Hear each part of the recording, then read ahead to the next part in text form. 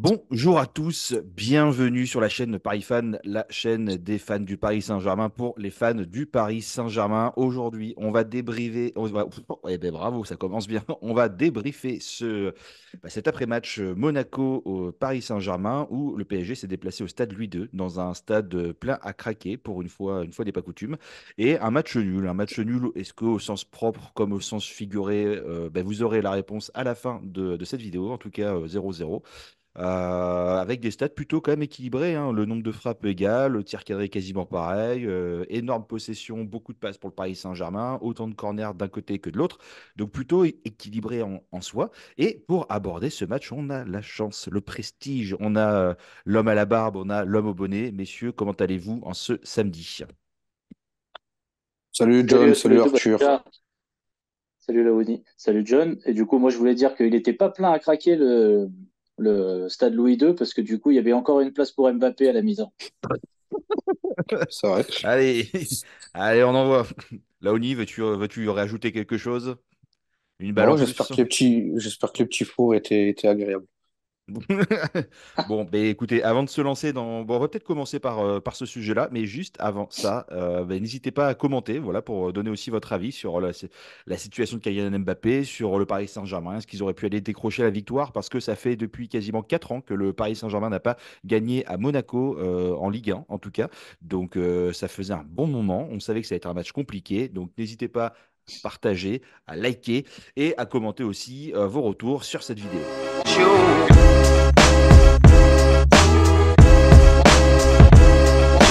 Sans plus tarder, on va se lancer directement avec allez, le sujet un peu chaud, on va dire, de ce match-là, hein, la sortie de Kylian Mbappé et puis le fait qu'il soit parti directement accompagné par apparemment un membre du staff du Paris Saint-Germain dans les loges pour pouvoir regarder le match d'en haut. Puis après, il a paradé aussi pour faire des coucous, des photos, des choses comme ça. Voilà. Donc, Arthur Laouni, moi, je vous laisse rebondir sur ce sujet. Voilà. Qu'en pensez-vous? Bah, écoute, juste, je vais commencer. Je vais pas faire trop long parce que j'ai rien à dire sur ce passage honteux pour moi. À part que ça ressemble beaucoup à quand il a été mis à l'écart en pré-saison et qu'il venait faire des photos avec tout le monde devant le camp des loges, enfin devant le nouveau centre d'entraînement. C'est la même chose. En fait, il est sorti et pour pas perdre la face, en fait, il se montre tout sourire, il saute les barrières, il va en tribune, il salue les supporters, les ultras qui d'ailleurs n'ont pas hésité l'année dernière à insulter certains joueurs, à juste titre ou pas, mais en tout cas à insulter certains joueurs et qui ovationnent Mbappé, alors que pendant un match de football où le PSG est complètement mauvais, sortir le soir, c'est admissible. Aller en tribune, bah, c'est pas admissible non plus. Donc, ouais, j'ai envie de dire que s'il a plus envie d'être là, c'est normal qu'il soit sorti à la mi-temps aussi, hein. Il faut, voilà, il y a une forme de logique. Et s'il est déjà parti, autant qu'on passe tout de suite à autre chose et qu'on perde avec l'équipe qui a envie d'être sur le terrain. Après, voilà, sa première mi-temps, c'est pas bon sur tout ce qui s'est passé, on va dire, sur les à côté, la sortie en héros, le tour d'honneur, etc. Moi, c'est quelque chose que je comprends pas. J'ai vu plein de personnes qui s'offusquaient de ceux qui comprenaient pas. Moi, je trouve que c'est pas un comportement. Voilà, voilà. Alors, je pensais que cette année, le club allait être tranquille.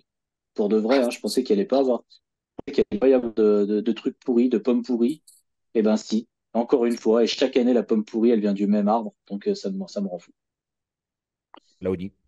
J'avais jamais vu ça de ma vie. Déjà qu'un mec qui sort aussi vite, qui prend rapidement sa douche et qui, comme les Rolling Stones, hein, ou les Beatles, en plein événement comme ça, en plein match, le gars, il va te faire une haie d'honneur, il va prendre un bain de public, s'installer carrément avec la mama qui est dans les tribunes, très tranquillement, accompagné d'un staff, comme tu l'as accompagné du staff du PSG qui va l'installer dans les tribunes de Louis II alors qu'on est en train de galérer, tout sourire. Très honnêtement, Mbappé, on en a ras le cul, je ne veux pas lui tomber dessus. Je pense que déjà hier, ça a été très houleux dans l'after avec Daniel ou même tout à l'heure dans les grandes gueules avec Roland Courbis qui le défendait, en plus qui comprenait tout à fait ce qui se passait actuellement avec le Paris Saint-Germain et Mbappé. Je pense que Luis Enrique s'est fait chier à la gueule, très complètement, parce que c'est quelqu'un qui est sorti du loft, qui le désirait. Je pense que quelqu'un qui t'envoie une pierre dans ton jardin au mois de février ou le mois de mars, il arrive, où il dit lui complètement qu'il s'apprête à quitter le Paris Saint-Germain libre pour en plus rejoindre le Real de Madrid. Hein, il te le dit ouvertement comme ça. Je pense qu'on a compris pourquoi Luis Enrique le fait sortir aussi. Mais hier, le comportement est tout simplement scandaleux. Il n'y a que encore une fois au Paris Saint-Germain qu'on voit ça, et je rejoins totalement les propos de Arthur, comme beaucoup d'autres qui ne sont pas d'accord avec ce qu'on a vu hier. Bah, deux choses. Déjà, ce que disait Arthur, c'est effectivement, quand il était dans le loft, il faisait les photos avec les supporters à chaque fois qu'il sortait de l'entraînement. Mais dès qu'il est sorti du loft, il ne sortait plus de sa voiture pour faire les photos avec les supporters. Donc, le comportement était assez drôle, entre guillemets. Et puis, il est sorti tellement vite des vestiaires, c'est la question qu'on peut se poser, tellement vite des vestiaires habillés qu'on se demande même s'il a pris une douche après le match. Ça, on ne sait pas et c'est une grande question. Non, bon, blague à part, moi, j'ai pas vraiment de sujet, enfin, j'ai pas vraiment d'avis, je m'en cogne un peu. Je pense que la meilleure réponse à faire, c'est qu'on le traite comme n'importe quel joueur. Voilà, pas plus, pas moins. C'est-à-dire, bah, c'est comme à l'école en fait. Tu le prends entre quatre yeux, tu l'appelles, tu es pas énervé, tu parles avec calme et sérieux, tu le préviens qu'il va être convoqué, tu lui fais une lettre avec accusé de réception pour le notifier d'un conseil de discipline où seront présents la direction, c'est-à-dire Nasser, c'est-à-dire le coach, et c'est-à-dire également Luis Campos, qui est également directeur sportif du Paris Saint-Germain. Pour moi, tu lui donnes rendez-vous première heure mercredi matin à la Factory pour discuter et échanger sur le sujet. Puis après, sanction. Alors, est-ce que la sanction elle est financière? Je pense qu'il s'en fout un peu de l'argent. Ou est-ce que la sanction, c'est de le priver de matchs? Voilà, un, 2, 3, 4 matchs, 5 matchs peut-être. Voilà, et il faut que ça soit une décision qui soit commune. Et je pense qu'il faut le responsabiliser aussi, c'est-à-dire lui dire, toi aussi, qu'est-ce que tu te mettrais comme sanction? Parce que c'est pas une attitude qu'il faut avoir et il faut qu'il en ait conscience pour bien redémarrer. On a un groupe qui est dans toutes les compétitions encore en lice, donc Ligue des Champions, Coupe de France, machin, Ligue 1, etc. Et du coup, il faut pas faire exploser le vestiaire. Donc il faut être ferme, mais c'est pas en étant, c'est pas être ferme, c'est pas être méchant, c'est être juste. Donc il faut aussi envoyer un message aux futures personnes qui vont venir et surtout les vrais professionnels qui se disent pas le Paris Saint-Germain, c'est la fiesta, on fait ce qu'on veut, la preuve en est. Non, il faut qu'il y ait une sanction pour dire regardez, nous on est sérieux. Si vous voulez venir dans un grand club ou un club en tout cas qui voilà qui fait régner l'ordre et où les maîtres mots sont le travail et la rigueur, voilà ce qui se passe. Mais je pense qu'il faut voilà, il a voulu sortir des sentiers battus. En sortant des sentiers battus, on finit par se prendre un arbre. Et voilà. Et surtout, moi, ce que je me dis, c'est que Nordi Mukele est boycotté depuis le début de la saison parce qu'on parle de mauvais comportements ou de choses néfastes pour le groupe. Là, pour moi, c'est pareil. Donc, est-ce qu'on aura une égalité, attention, autopasse décisive, une égalité de traitement? Et en parlant d'égalité, bah, repartons sur le match, sauf si vous avez quelque chose à rajouter. Mais en tout cas, on peut sinon enchaîner sur ce 0-0. Voilà. Ouais. Hein. Voilà. Là, je veux bien rajouter un petit truc, John. Allez, allez, Déjà, juste, je sais que du coup, ça fait un peu long, mais du coup, au moins, comme ça, on essaye de prendre le tout. on l'a traité. Apparemment, la direction aurait autorisé hein, ce déplacement dans les tribunes. Donc, je pense que, bon, là, Oni, je l'ai entendu hier, on a entendu plusieurs personnes en parler. Voilà, le PSG, à un moment, il faut qu'ils arrêtent aussi leur mascarade avec leur comportement, le club, hein, je parle. À un moment, c'est pas là, ils risquent pas de prendre une sanction si c'est eux s'ils ont autorisé. À un moment, Mbappé, il est au-dessus de tout, c'est-à-dire que hier, on voyait bien là tous les Marseillais qui font les débriefs, les constants Marseillais qui viennent toujours consulter, enfin, faire l'analyse des matchs du PSG, ça devient insupportable. Ouais, qui s'offusent, qu'il est sorti, il est pas sorti, il est pas. Non mais attendez, on est au football ou pas? Parce maintenant, je te refais ton autre passe décisive, on va repasser sur le match. Voilà, ok, Luis Enrique ne l'a pas fait sortir en début de saison quand il était mauvais, donc du coup tout le monde s'accorde à dire qu'en début de saison, il y a aussi beaucoup de matchs où il était mauvais et qu'il aurait dû sortir. Effectivement, bah là dans le match d'hier, voilà, parlons du terrain. Mais c'est quoi ce match? Non mais footballistiquement parlant, dans le jeu, c'est quoi ce qu'il nous a fait? Déjà, est-ce que vous avez déjà vu, parce que moi je l'ai mis dans mes notes, hein, je l'ai mis un peu de partout et tout, de tout ce que j'ai écrit par rapport au match. Vous avez déjà vu quelqu'un qui rentre sur un terrain, qui glisse un fois et qui va pas changer de crampon? Ça se passe en quelle Dembélé. année Oui, non, mais ouais, les joueurs du PSG, hier, ils avaient décidé, ils se sont dit, bah tiens, on va glisser plein de fois, on va être ridicule, on va avoir l'impression d'être sur une piste de glace avec des patins à glace, mais on va continuer à être ridicule. Soyons ridicules jusqu'au bout. Allez, de toute façon, c'est la fin de cette du PSG, tout s'est bien passé jusque-là. Maintenant, il est temps d'être ridicule pour avoir quand même notre petit moment ridicule du Paris Saint-Germain qui chaque année nous prend la tête avec toutes ces histoires-là, ces machins, c'est cet individualisme, machin, le pouvoir, qui sait, lui, il faut le faire jouer, lui, il faut pas le faire jouer. On voulait un coach qui fasse ses propres choix, et puis finalement, on se rend compte qu'avec Mbappé, il y a des choix, puis maintenant qu'il peut faire les choix, il les fait. Mais c'est pas bien, parce que Mbappé, lui, il fait pas partie des choix qu'on doit faire. Mbappé, il doit être sur le terrain. Enfin, on a tout entendu hier. Tout et son contraire. Moi, ça m'a complètement gavé. Mais footballistiquement parlant, le match de Mbappé et en première mi-temps de tous les joueurs du Paris Saint-Germain quasiment était quand même absolument effroyable. Là, pense qu'il y avait une seule personne en Espagne qui pouvait se targuer d'entraîner Mbappé et de faire un petit peu ce qu'il voulait avec lui pendant un an, c'était Luis Enrique au Paris Saint-Germain. Je pense que très clairement, il lui a claqué dans les doigts à la veille ou l'avant-veille de Saint-Valentin où il annonce qu'il part. Je pense qu'aujourd'hui, Mbappé, on l'a bien vu, même par lui-même, même quand il sort, on voit que ça le dérange pas plus que ça aussi. Hein. C'est pas quelqu'un qui veut se faire violence. Je pensais que même comme tout bon joueur qui se respecte et qui s'apprête à quitter le championnat en jouant contre son ancienne équipe, là où il s'est découvert en plus à Louis II, où on l'a tous découvert, de terminer au moins sur une bonne note, sur au moins un pion. Euh, Absolument pas. Il est parti dans les tribunes et puis voilà, sur le reste du match, tout simplement à l'image des joueurs, quand ils s'apprêtent à rentrer pour jouer la deuxième mi-temps, on voit Solaire, Ugarte, Asensio, ça rigole très tranquillement au milieu de la pelouse. Alors je sais pas c'est quoi les petites vannes de merde qui doivent se raconter entre eux. C'est tout simplement guignolesque, comme le précise Arthur, ou même au niveau du cramponnage. Hein, quand on joue au PSG, ben, on ne sait pas quel crampon on joue. Hein. C'est les vissés, c'est les moulés, des paires à 400 balles au pied, puis finalement, on a l'impression que tu as des sauchons ou des ballerines. Jouer avec des crocs, les mecs, hein, ou des sabots, ça ira peut-être mieux. C'est tout simplement guignolesque, mais on a l'habitude hein, au mois de mars, et Arthur, vous l'avez signalé, on l'a tous signalé, hein, les perturbateurs, les nuisibles, les parasites, apparemment, ont été dégagés à coups de pompe dans le cul, mais on s'aperçoit que finalement, là, c'est toujours la même tambouille, en tout cas, pour revenir sur le match, avec la prestation qu'ils ont menée encore une fois hier, même si la Real Sociedad, c'est très mauvais actuellement. Moi, si je suis là-bas et je fais le déplacement à Louis II où je vois le match, bah, je re-rentre à Saint-Sébastien, je leur dis, les gars, bah, c'est peut-être possible. Mais moi, j'ai l'impression d'avoir vu un match comme on voit un peu trop souvent cette saison, c'est-à-dire une première mi-temps qui fait plutôt peur, qui n'est pas rassurante, où on ne reconnaît pas le Paris Saint-Germain qu'on peut voir d'habitude, et de voir une seconde période où ça se réveille. Donc moi, je ne sais pas ce qu'ils prennent à la mi-temps. Est-ce qu'ils se mettent du gel douche effet glacé pour se réveiller? Est-ce que voilà, est-ce qu'ils prennent des chewing-gums à la caféine pour se réveiller un coup? Je ne sais pas ce qui se passe, mais en tout cas, voilà, les premières mi-temps. Je sais pas, c'est comme l'autre jour, j'étais au bar avec des amis pour regarder un match. Je leur disais, mais t'inquiète pas, tu vas voir, seconde mi-temps, ça va aller mieux, tu vois quoi. Et bah, seconde mi-temps, c'est allé mieux, effectivement.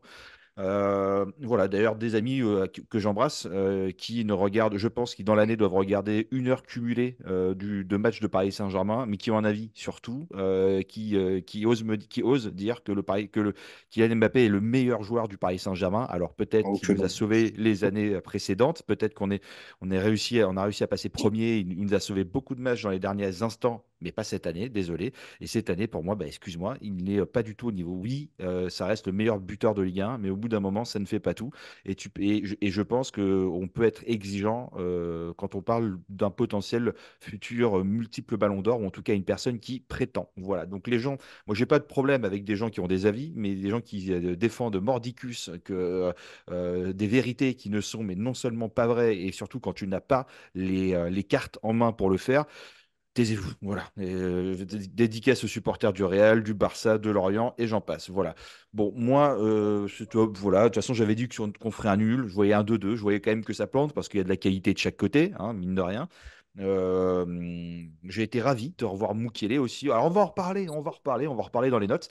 Je ne sais pas si vous avez des choses à rajouter, mais sinon, je vous propose qu'on passe voilà, rapidement aux notes des joueurs. Et à commencer par l'homme du match, Hormis, peut-être. Ah, vas-y, bah, vas-y, l'homme vas-y, du vas-y. match, je pense que Arthur sera content, mais faut rendre ce qu'il y a à César à un moment donné. C'est ce que j'attendais de lui la saison dernière, c'est-à-dire sur le terrain, 10 joueurs cataclysmiques, mais il y en a un qui peut parer tout ça, c'est le gardien de but. Et quand tu Hmm. as un bon gardien de but et que tu as des brouettes sur le terrain, tu as au moins un gars qui est là, qui fait le taf et qui dit les mecs, je vous sauve un peu le cul. Et Donnarumma, faut pas se mentir, hier, les actions qu'il a sorties, merci, grande Gigio, il faut le dire. La saison dernière, il y avait des pions où je leur reprochais que c'était inadmissible par rapport au niveau qu'il doit afficher, etc.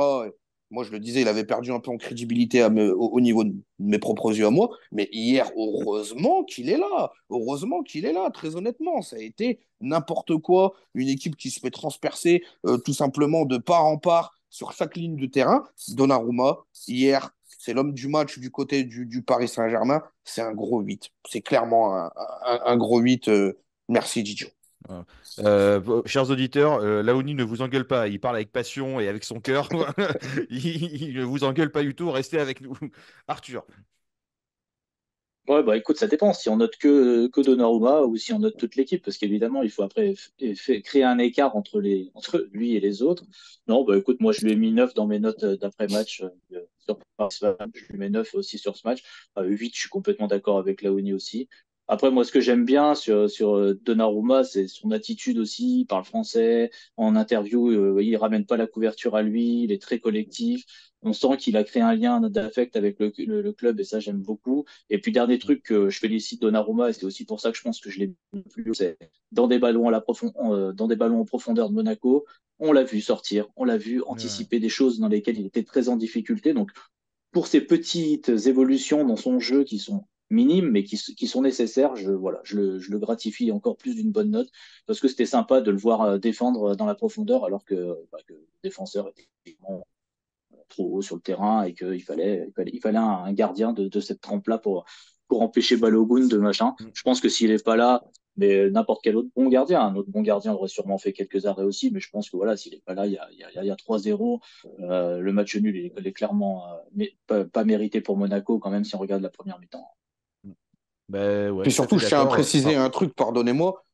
J'envoie une pierre dans le jardin de Luis Enrique parce qu'à un moment donné, on sait il reproche à Donnarumma de ne pas relancer vite, court, proprement comme il le souhaiterait. À un moment, il fait une relance, ça atterrit directement dans les bras du coach. Mais j'ai envie de lui dire, ta composition d'équipe, ton style de jeu de merde, quand on a des joueurs comme ça, des gardiens de but, alors certes, il n'est pas très très bon à la relance au pied, mais quand tu fais jouer l'équipe dégueulasse, on joue en plus très très bas pour relancer. On a l'équipe qui est un bloc haut. Franchement, s'il y a bien un gars qu'on peut pas tomber sur lui, sur le match, en tout cas critiquer, c'est Donnarumma. Mais même Donnarumma, en vrai, là, comment on essaie de le décribiliser, alors je sais pas si je le dis mal, juste par rapport à un fait que bah, il relance pas bien au pied ou que peut-être la saison dernière, moi-même je l'ai dit dans un 11 de départ que je le remplacerai, mais c'est vrai que moi, il est en train de me choquer parce que je le disais hier, franchement, Monaco, ça fait 4 ans qu'on n'a pas gagné là-bas. Ça fait 4 ans. Il y avait des équipes du PSG qui étaient largement meilleures, avec des gardiens peut-être plus ou moins meilleurs que Donnarumma,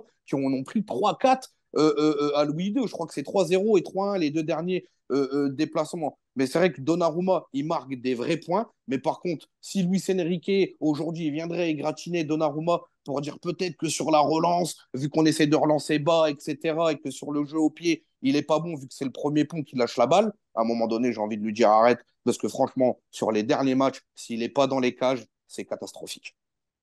Ben, Donnarumma, je lui ai mis un beau 8 aussi, homme du match. C'est un des meilleurs gardiens au monde actuellement, c'est indiscutable. D'ailleurs, je vous encourage encore une fois, belle promo pour Arthur, mais allez voir ces éditos qui sont ultra bien faits, qui sont très clairs voilà, sur les différentes stats de Donnarumma par rapport aux autres gardiens du meilleur au monde, comme des Ederson, des choses comme ça. Bah, en fait, on se rend compte que ben, il les chatouille pas mal. Et Donnarumma, ben, qu'on le prolonge, voilà, il est très costaud, il a de plus en plus de confiance, de plus en plus de constance aussi dans ses matchs. Et surtout, je pense que l'année prochaine, avec un très gros milieu, une belle défense et des attaquants qui seront travailleurs, Donnarumma, ça sera du bonbon. Voilà. Pareil, sur ses sorties, ça réfléchit vite. C'est pas la première fois il commence à le faire de plus en plus. Et je crois que c'était sur le match contre Rennes où il prend l'info très rapidement, il se jette dans les pieds de je sais plus qui. Et c'est de plus en plus. Et surtout, un grand Donnarumma dans un PSG mauvais, en tout cas pas au niveau, et une charnière centrale complètement remaniée. C'est-à-dire qu'on a un joueur qui ne joue qui ne joue jamais déjà cette année et qui ne joue jamais défenseur central depuis qu'il est arrivé au Paris Saint-Germain. C'était la doublure d'Hakimi, il a énormément joué en tant que latéral gauche ou droite, mais il ne joue jamais. Donc tu as un mec déjà qui joue jamais, que tu mets en titulaire et en plus qui joue encore moins, c'est-à-dire moins que jamais en défense centrale, avec ton petit nouveau qui vient d'arriver, qui connaît pas le pays, qui connaît pas le club, machin, etc., qui est lâché aussi un petit peu en pâture parce que il y a une hécatombe de blessures. Voilà. Donc tout ça pour dire que tu as une charnière qui est très inédite, qui n'a jamais joué ensemble en plus, donc qui ne se connaissent pas et tout ça. Et franchement, qui en plus, eux, ont fait un bon match aussi. Donc on va passer aux défenseurs. Mais Ouais. Donnarumma, malgré tout, voilà, il n'a pas été gâté, si on veut, par rapport au contexte global. Et malgré ça, bah, c'est grâce à lui que le Paris Saint-Germain récupère un point. On passe aux défenseurs ou vous voulez rajouter quelque chose? Ouais, oh, bah, défenseur, moi, Allez, je vous propose des défenseurs, vous faites les quatre d'un coup. Voilà. Ça marche. Vas-y, tu veux que je commence, Arthur? Je crois qu'on l'a perdu. Vas-y, commence, Laouni. Il va Ouais, revenir. bah, je vais commencer avec Hakimi. Du Paris Saint-Germain. Ah, Ah, vas-y, Arthur. Vas-y, on on t'avait t'avait perdu, perdu. Arthur. Ah, ouais, non, Bonjour. je disais par rapport aux quatre défenseurs, je trouve que les latéraux ont été très en dessous de, de ce qu'on peut attendre de joueurs du Paris Saint-Germain, il faut le dire. Faut être, voilà. Bon, Hernandez, on sait il préfère jouer dans l'axe, mais en tout cas, j'ai trouvé quand même très en dessous. Voilà, il manque de quelque chose. Hakimi à droite, c'est plus possible. Ouais, quand il fait des matchs comme ça, moi, je rejoins John du début de saison. Non, c'est plus possible. Ça me rend fou. Il y a tellement de latéraux droits en Europe qui nous font vibrer tous les week-ends sur plein de pelouses pour que là, moi, j'en ai marre de ce comportement. Défense centrale, Mukiele et Beraldo, je les ai trouvés pas inintéressants. Mukiele un petit peu en dessous de Beraldo, parce que Beraldo, techniquement, et à la relance, j'ai trouvé très bon. Donc pour moi, c'est un bon 4 pour les latéraux. Mukiele, je vais mettre 4 et Beraldo, 5 et je vais mettre 6 à Beraldo. Le truc, c'est qu'il faut prendre en compte dans mes notes que je vais faire une moyenne des demi-temps parce que pour moi, je peux pas, vous le verrez pour notamment Vitinha. Je peux pas mettre une super bonne note Ouais. à Vitinha avec sa première mi-temps, même si sa Hmm. seconde mi-temps est bien meilleure. Il est très très Donc bonne. pour moi, la défense centrale, elle est à l'image de la première mi-temps, donc c'est pour ça que je peux pas mettre des notes au-dessus. Et Beraldo, j'ai trouvé très satisfaisant quand même. Laouni. Très honnêtement, heureusement qu'il y a 90 minutes pour faire le global des choses, parce que si on retient que les 45 premières, hormis Donnarumma, pour moi, c'est un zéro pointé pour tout le monde, pour faire simple, hein, je le dis direct. Mais Hakimi, catastrophique, Hakimi. Hein. Je pense qu'il aurait aimé prendre une petite douche avec Mbappé pour le frotter le dos, manger des petits fours avec la maman. Bon, c'est un cat, hein, Et Achraf. encore un peu de mousse sur l'épaule. Euh, ah, oui, il y a le gros niveau du croupion surtout. Bon, bref. Mukulele, hein, on l'a demandé. Hein, il a été là, Nordi. Je pense qu'il a fait son taf, pas son poste. Il a essayé en tout cas de se battre. Il a essayé de montrer de bonnes choses pour un joueur en plus qui ne joue pas toujours. Donc voilà, 90 minutes, temps plein. Je l'ai trouvé en tout cas très, très correct. Je lui mets la moyenne. Après, je leur mets tous en fait la moyenne tout simplement parce qu'on n'a pas encaissé de but. Alors certes, on est dur, mais au moins les gars, ils ont été sérieux. Hernandez, pareil, et Beraldo. Je leur mets un 5. D'ailleurs, Beraldo, il faut le féliciter pour sa première sélection avec la Oui, Seleção c'est et, vrai. et, et l'équipe du Brésil. Donc, il est en train de monter crescendo en puissance. Mais la défense, je leur tombe pas dessus. Je leur mets tous la moyenne. Et Hernandez aussi, je l'ai trouvé brave. Je lui ai mis 5,5 parce que voilà, dans les duels, il se bagarre. S'il y a bien un gars, en tout cas, qui se laisse pas faire, qui se laisse pas marcher dessus par l'équipe adverse, dans les 1 contre 1, dans les duels, etc., qui monte un peu de muscles, c'est bien lui, mais pas plus que ça. Sinon, dans l'ensemble, ils ont tous une note de 5. Hormis Hakimi. Bon, ouais, bah, Kimi, moi je lui ai mis 5. Il y a du bon, du moins bon. Mais en fait, il est toujours pas au niveau de ce qu'on entend par les spécialistes et voilà, le meilleur latéral droit au monde, un des top 3 machin, etc. Voilà, donc écoute, si on peut, moi c'est comme Marquinhos, si à la fin de la saison on peut en tirer un bon prix, voilà, autant se tourner vers l'avenir et prendre des joueurs qui veulent se dépasser. Voilà, après, il y a des infos qui viennent de sortir, comme quoi apparemment il pourrait partir au Real Madrid l'été prochain. Bon, bah écoute, voilà, vendez-le, prenez Frimpong ou d'autres bons joueurs, ça fera très bien le taf aussi. Il faut des guerriers, voilà. Nordi, je vais passer à Mukele, moi je lui ai mis 5,5 6 voilà, parce que moi je suis tellement content de le voir, je l'adore ce joueur et franchement, voilà, faut pas oublier que c'est un mec qui joue jamais, voilà, qui joue jamais, il est tout le temps victorieux aux entraînements, il est tout le temps dans l'équipe de ceux qui gagnent à l'entraînement, donc je pense que il y a quand même pas trop de hasard. Moi je l'adore et j'aimerais le voir beaucoup plus et j'ose espérer qu'il sera plus utilisé prochainement et que il restera au Paris Saint-Germain, qui partira pas l'été prochain. Et franchement, je vais vous dire même la vérité. Moi, demain, vous faites partir Hakimi, vous me gardez Mukele à droite et vous mettez une autre personne en concurrence. Mais moi, je suis le plus heureux Complètement. du monde, quoi. Voilà, Beraldo, je lui ai mis 6,5 parce que bah, c'est un match solide, sérieux. J'ai beaucoup de personnes, pareil, tu sais, les mêmes spécialistes qui regardent une heure de PSG dans l'année, qui disent que Beraldo est un nul, qu'il n'a pas le niveau du Paris Saint-Germain, etc. Bah, en même temps, il y a un contexte qu'il faut prendre en compte. Voilà, personne n'est très performant en arrivant le premier jour, ou parfois, tu en as qui sont très très forts dès le début et après, tu ne les vois plus. Voilà, l'image de Ugarte, alors qui revient très bien, on y reviendra après, mais pareil, début de saison tonitruant, plus rien. Bon, je préfère quelqu'un de peut-être moins bon, mais de plus régulier. Voilà, bravo pour sa sélection. Et puis pareil, un solide, bonne lecture du jeu, qualité de passe. En fait, c'est tout ce qu'on avait entendu sur lui avant qu'il arrive dans les vidéos de scouts. Et Hernandez, bah, comme Hakimi, il a fait le taf, mais voilà, je lui ai mis 5. Mais en fait, il affiche pas le niveau qu'il montrait au début de l'année. Pour moi, il est fatigué, il est sur les rotules. Et je pense que peut-être le mettre en défense centrale, ça sera plutôt l'aider. Et d'avoir Mukele côté gauche qui pourra justement faire ce travail offensif qu'Hernandez ne peut pas faire. Et puis bon, après, une petite dédication au Mendes qui, quand il est rentré, bah voilà. Voilà, on se passera de commentaires. Vivement qu'il revienne titulaire dans ce Paris Saint-Germain. Carlos Soler, je vous lance le milieu, les amis. À un moment, je me suis dit, putain, c'est vrai qu'il est sur le terrain. Ah, mais Oh oui, c'est vrai. là là. On lui fait la passe, Carlos Soler. Ah, ouais, c'est vrai. Voilà. Alors, j'ai Voilà, Carlos. j'ai un problème, John. Tu peux juste me rappeler, c'était qui les milieux de terrain hier? Ah oui, Carlos Alors, Soler, d'accord. Alors, Carlos Soler aligné avec Vitinha et avec Ugarte. Alors, Ugarte. bah, déjà, tu m'entends? Vous m'entendez? Ouais, bah, ça coupe un peu, mais oui. Vous m'entendez? Tu Ouais, m'entends? ouais. Ouais, Attendez. ouais, ouais. Ouais, C'est bah, du comme coup, ça. avec le milieu, bah, Carlos Soler, il avait rien à faire là. Carlos Soler doit partir. Puis le Paris Saint-Germain, il n'a pas le niveau. C'est important de le dire. Donc, pour moi, Carlos Soler, c'est quoi? C'est un ou deux, peu importe, vous choisissez. Ensuite, Ugarte, je lui mettrais un bon 6,5, 7 d'encouragement. Parce que franchement, il a fait des bonnes choses. Mais après, si quelqu'un vient vers moi et qui me dit je lui mets 5, je n'irai pas le contredire non plus parce que ce que je dis sur Danilo, ça vaut pour Ugarte aussi. C'est vrai qu'il y a la percussion, il a été très bon. Je l'ai retrouvé, il retrouve des couleurs. Mais par contre, soyons honnêtes, avec le ballon, c'est quand même pitrerie sur pitrerie par moment. Et du coup, bah voilà, il faut savoir qu'est-ce qu'on veut au Paris Saint-Germain aussi. Donc voilà, j'encourage pour sa partie abnégation, tout ça et tout. Par contre, sur la partie technique, je suis pas super emballé. Après, Vitinha, c'est, on va dire, 2,5 sur la première mi-temps et 7 sur la deuxième mi-temps, que j'ai trouvé plutôt très intéressant. Un peu comme à l'image de certains matchs où il redescend un peu, il se retrouve dans l'intervalle et c'est hyper intéressant. Donc, je mettrais un bon 5,5 à Vitinha en sachant que c'est la note sur demi-temps. Honnêtement, Carlos Soler, c'est Carlos Ghosn. C'est pas possible, les gars. Mettez-les dans une valise. Faut le dégager de Paris. C'est pas possible. Non, Carlos Soler, je sais même pas si c'est un joueur si c'est un joueur de foot aujourd'hui. Deux. Voilà, j'ai une reprise de volée. Je sais pas si vous l'avez vu. Au quartier, on faisait mieux, hein, je crois. Moi, mais Carlos Soler, c'est catastrophique. Ugarte, il m'a fait de la peine, Ugarte.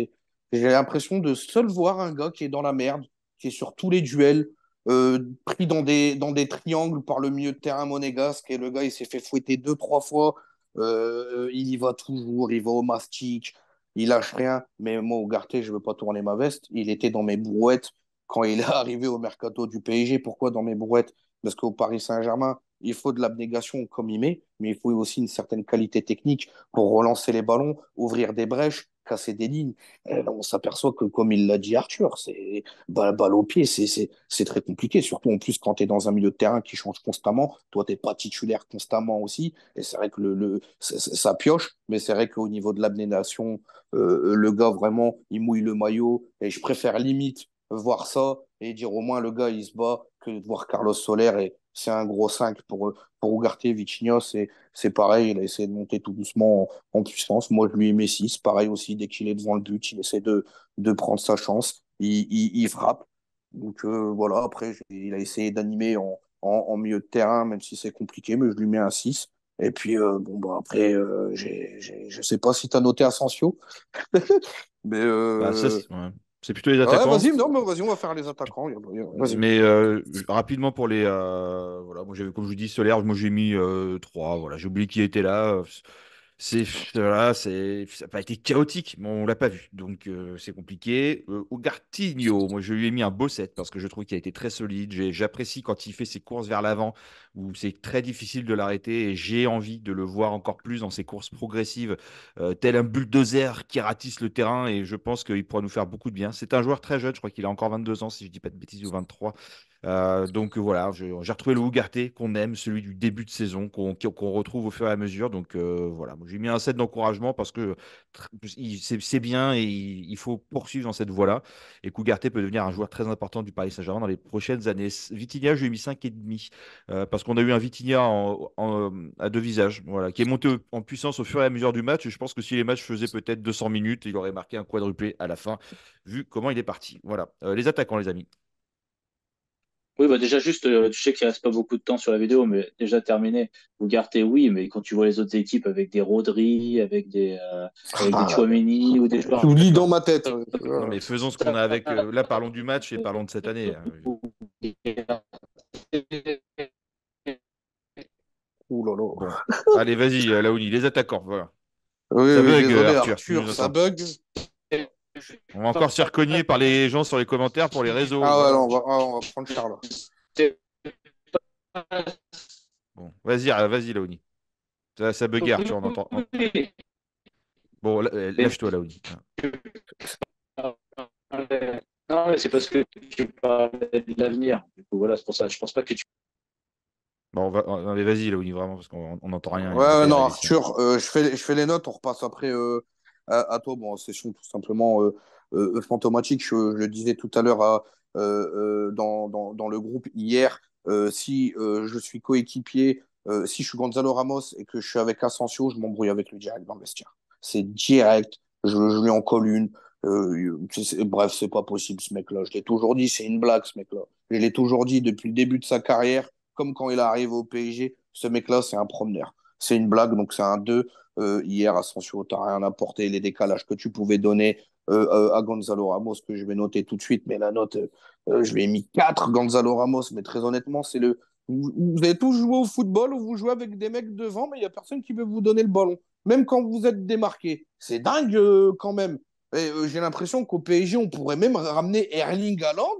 On ne jouerait pas, je crois, avec lui. On le Mm. snobberait. C'est pas possible. Moi, ça m'a mis en rogne. Et ces mecs-là, Asensio, vraiment, prochain mercato, toi aussi, hein, retourne au Real avec Mbappé, Hakimi, compagnie. C'est dégueulasse. Gonzalo Ramos, bah voilà, je lui mets 4. Le pauvre, il a essayé d'exister sur le terrain. Il a essayé d'ouvrir des brèches, de proposer des courses, de revenir aussi un petit peu pour aider les collègues sur des replis défensifs. Mais malheureusement, sur des matchs comme ça en jeu, on n'a pas réussi à s'appuyer sur un buteur de sa trempe, ce qui est bien triste. Barcola qui fait une entrée plutôt satisfaisante, même si lui aussi, hein, il s'est fait fouetter deux, trois fois et il s'est fait rhabiller pour l'année. Pour ceux qui ont vu le match, ils comprendront la spéciale qu'il a pu ramasser devant tout le monde. Et Colomboigny, pareil aussi, hein, je l'aime beaucoup, Colomboigny, mais très honnêtement, Colo, si tu dois marquer des points sur ce type de match-là, encore contre Monaco, à 3-4 jours de Ligue des Champions, bah, tu as encore marqué 0 point. Tu as encore une fois fait une entrée tout à fait faible. Ah, tu n'as rien montré, bougé dans les duels, tu essaies de proposer des courses. Il a réussi à être une ou deux fois devant le but pour essayer de faire la différence. On voit qu'il n'y arrive pas. Je le trouve très, très tendre. Pareil, Colomani, c'est un 4 quoi. Lâche-toi, c'est facile de dire ça après, mais franchement, Colomani décevant. Et bah, Ousmane Dembélé, c'est pareil. Je le disais dans le groupe. Alors, on avait Claudia Schiffer à l'époque. Bon, bah, tu te retournes, t'as un Roumanoff, quoi. C'est pas possible. Moi, et Dembélé, je l'ai défendu dans le dernier podcast. Mais moi, des mecs qui rentrent pour faire 20-30 minutes, courir tout partout comme ça, tu fais jamais une. Eh les gars, hier, la défense charnière de Monaco, c'était Maripane et Keher. C'était Marc Keher, il était chez nous, Keher. On l'a vu quand il y a des mecs qui sont fantastiques devant. Il prend la tangente, il se fait démonter. Il n'y a personne qui a réussi à déborder ces gars-là. Dembélé, il est rentré, certes, un feu follet. Dis-moi quand tu as fait la différence. À aucun moment tu fais la différence. Et Mm. honnêtement, l'attaque du Paris Saint-Germain hier, franchement, m'a fait mal au cœur. Bon, Arthur, vas-y, le temps presse. Ouais, je vais faire très court. C'était catastrophique. Je mettrais 3 pratiquement à tout le monde. Pour les raisons que Oh, Laoni a dit au début pour les défenseurs, c'est ne pas réussir à marquer, ne pas réussir à faire des passes à l'attaquant, ne pas réussir à passer sur les côtés, ne pas réussir un centre. Voilà, je mets un peu tout le monde dans le même panier, mais quelque part, hier, offensivement, j'étais tellement déçu. Et pour pas être trop méchant, je mets 3 à tout le monde. Voilà, ça, Mm. Bon, bah, écoute, pareil, hein. Je pense que tout a été résumé. Gonzalo Ramos, si on lui passe pas le ballon, ça va être compliqué. Asensio, je pense que tu seras content à la Uni, parce qu'à mon avis, on va pas le voir pendant un petit moment suite à sa blessure. Et puis, écoutez, Mbappé, je pense qu'on a déjà dit ce qu'on en pensait. Voilà, bah écoutez, nous on a été ravis. Voilà, donc je pense que de toute façon, voilà, ils étaient inexistants sur la partie offensive, donc ça sert à rien de s'attarder à ce point-là. Maintenant, il faut voilà se tourner effectivement vers le prochain match qui sera mardi prochain à Saint-Sébastien contre la Real Sociedad. On sera avec vous pour vous faire aussi l'avant-match. Très certainement ce lundi. Voilà, en tout cas, bon, bah, dites-nous vous ce que vous avez pensé aussi en commentaire de ce match. Est-ce que vous avez, voilà, est-ce que vous avez, il y a des choses que vous avez appréciées, hormis Donnarumma. Est-ce qu'il y a d'autres choses, voilà, qu'on n'a pas évoquées, dont vous avez envie de parler? Et puis moi, il me reste plus qu'à remercier chaleureusement notre ami Laouni et Arthur également pour avoir été avec nous pour ce débrief. Voilà. En tout cas, on espère faire voilà un meilleur débrief mercredi prochain, C'est Bah, mardi ou merci à vous et mercredi le match? désolé. Ouais. mardi soir le match. Mardi. Voilà. Bon. Merci à Et vous ben, et puis désolé pour la connexion. il n'y a pas de problème, ça arrive. Bon, et ben merci beaucoup et puis à bientôt sur la chaîne Paris Fan. Déconnez pas mardi, les gars. Déconnez pas, bordel de merde. Déconnez On pas. vous envoie la Oni sinon, attention.